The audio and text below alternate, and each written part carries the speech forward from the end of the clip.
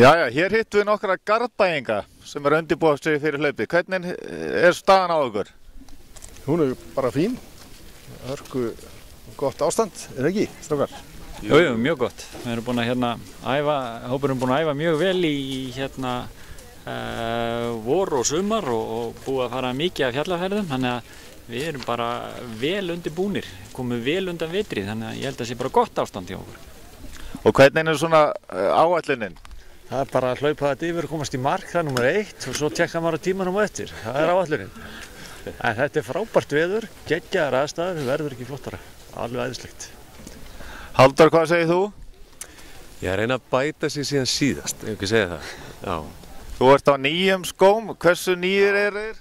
Þeir eru að verða tæplega dagsgamlir, þannig að ég er svona að verða búin að ganga þá alveg hrottalega til. Og hér er Gunnar. Já, mér líst rosalega vel að þessa aðstæðu. Ég ætla að gera bara eins og Stefán Gísla, að taka þetta á ánæðinni, einni saman, vera brosandi all hlaupið. Þetta verður æðislegt.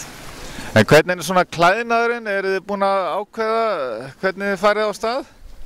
Já, hann er eiginlega búið að ákveða sig með það. Ég verður ekki í stutterma, ég ætla að vera svona í svona undir ból og einn yfir og stuttbuxur. Það er bara veðri leyfið það. Það verður bara fínt. Og hvað ertu með mörg gel, Agnar? Ég verð með 5 gel. Þetta verður bara stuttbuxur, stuttermabólur, slífs og hái sokkar og það er svo flott veðrið og það er bara engin vindur hérna og örugglega 5-6 gráður, þannig að þetta lítur bara mjög vel út. Gunnar, þú ert með hérna brúsa, vassbrúsa, hvað er á þeim? Það er ekkert að með þá, ég ætla að setja eitthvað gott í þá, kannski vatn og smá sölt og svona. Og svo er nálega að vera í samstæðum sokkum og ég ætla að vera í rauðum ból og svörtum buxum. Annars skiptir ekki máli.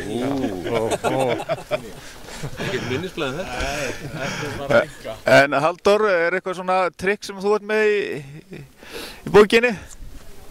Já, ég ætla að reyna að forðast svona, já, akkurat, já. Ég ætla að reyna að vera bara rólegur hérna fyrstu 2 sérleiðirnar og eiga eitthvað inni.